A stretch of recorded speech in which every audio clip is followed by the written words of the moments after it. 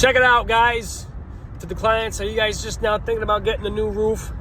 If you say yes, or you're looking at a roof, or you've already signed a contract, or whatever it may be, I want you guys to pay attention to this video first. I got some things I want to talk to you about. First one is, do they have the right insurance, and are they in compliance with the law, with the labor laws? So the first thing is insurance. Everybody that's in business has to have general liability. The second thing is a lot of roofers they subcontract a lot of other roofers to do the job. And that's not a big deal. It is what it is. But 90% of those companies that get on those roofs that do the actual job are not correctly insured. If you have a company that's coming on your roof and they've got more than one person and they don't have a partnership, they all need to supply a COI or general liability, and it must cover roofing, all aspects of roofing to get on a roof, not just a roof or two a year like some insurance companies will do. It needs to be a premium, okay? So you can call the insurance company and you can ask them directly if this company is certified or not certified, if they are insured to do a roof at your pitch, and ask them specifically, are they endorsed to do roofing work?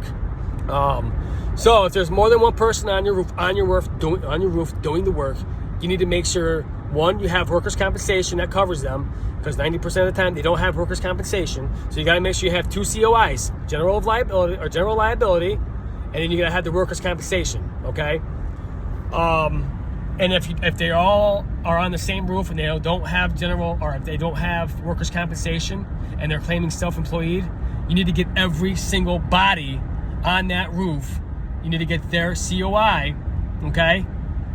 To make, because if they're not covered, you're not covered. So that's the biggest point here, is to make sure they are all in compliance. That way you're covered under your insurance policy, if there is a roof problem. Second point is, what do the contracts look like? What do your proposals look like? Is it just a piece of paper saying, hey, this is what we're going to do, sign on the dotted line, and then you're good? If that's the case, rip that thing up, throw it away, find somebody else, because that should never be how it looks.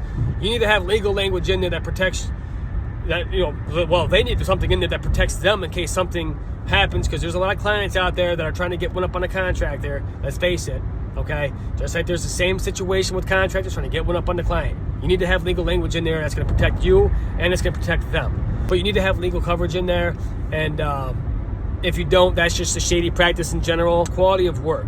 Now, anybody can reference any contractor in the world, but when they come and do your job, and it's not a quality job, but how do you know if it's not a quality job, especially if you don't want to get up on a roof and look at it? Well, here's one way I'm going to show you guys, and I might even link another video here and go to show you guys where you can see that they're doing a good job at. That's usually along the rake and the eaves of your roof, okay? If you look up, look at that. So obviously there's a gap here. We have to put our fascia on.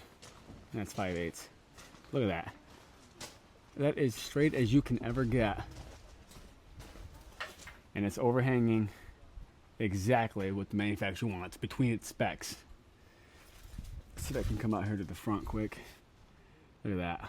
Good Lord, people. Look at that, all the way down. Same thing. And you can see your shingle hanging past your drip edge, and it looks like it's nice and even. It goes straight all the way down. It doesn't jagged, nasty cuts or wave all the way up it. You know they did a good job, and you can go ahead and assume from that point forward that they had done a good job on your roof, and there's no concern from that point on. And number four, everybody and their brother does roofing, right?